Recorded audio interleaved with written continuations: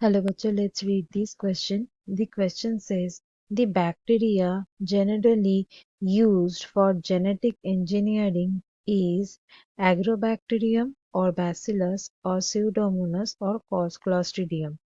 So इस question में चार ऑप्शंस है। चार ऑप्शंस में चार बैक्टीरिया का नाम मेंशन किया गया है। पूछा गया है कि इनमें से कौन सा बैक्टीरिया को जनरली यूज किया जाता है जेनेटिक इंजीनियरिंग ये प्रोसेस में। So let's start the discussion. जान लेते हैं इस क्वेश्चन का की कंसेप्ट क्या होगा। इस क्वेश्चन का की कंसेप्ट है genetic engineering. Genetic engineering so ये क्या होती है पहले वो जानेंगे। बेसिकली ये एक मेथड होती है और हम लोग इसको बायोलॉजी का एक ब्रांच भी कह सकते हैं, जहाँ पे कुछ टेक्निक्स अप्लाई किया जाता है। टेक्नोलॉजी भी लिख सकते हैं, ये टेक्नोलॉजी इस्तेमाल किया जाता है। सो ये टेक्नोलॉजी किसके ऊपर ये अप्लाई किया जाएगा? कुछ लिविंग ऑर्गेनिज्म के ऊपर, लिविंग ऑर्गेनिजम्स के ऊपर, मतलब लिविंग थिंग्स के ऊपर। अब ये टेक्नोलॉजी यूज करके क्या होता है, ये लिविंग ऑर्गेनिजम्स का कुछ कैरेक्टरिस्टिक्स को मॉडिफाई किया जाता है।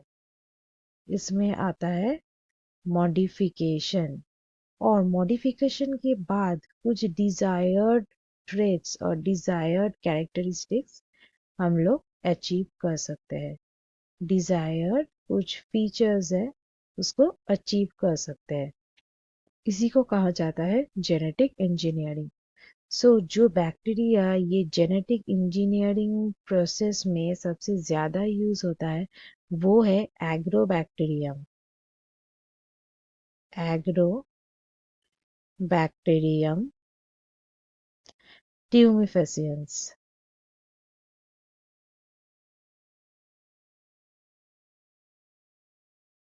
ये जो बैक्टीरिया है ये सबसे ज़्यादा यूज होता है। ये क्या है?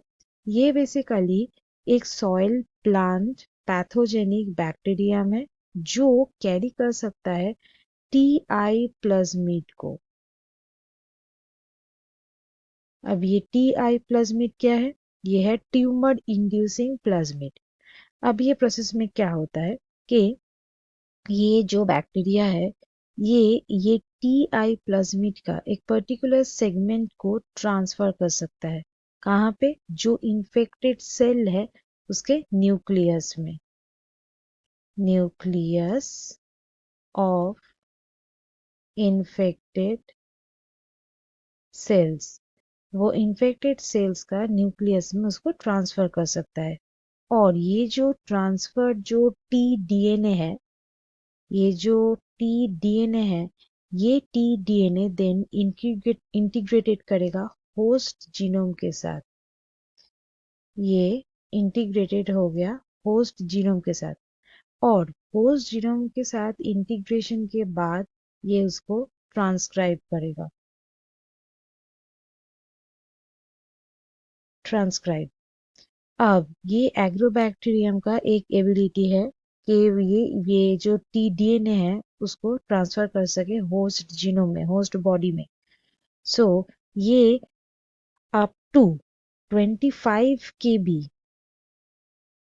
Up to 25 KB gene segment को भी ये ट्रांसफर कर सकता है। सो इसलिए ऑप्शन ए हुआ सही आंसर। बाकी जो बैक्टीरिया है ये जेनेटिक इंजीनियरिंग ये प्रोसेस में एग्रोबैक्टीरियम की तरह रोल प्ले नहीं करता है। सो इसलिए बाकी ऑप्शंस यहाँ पे हो जाएगा गलत।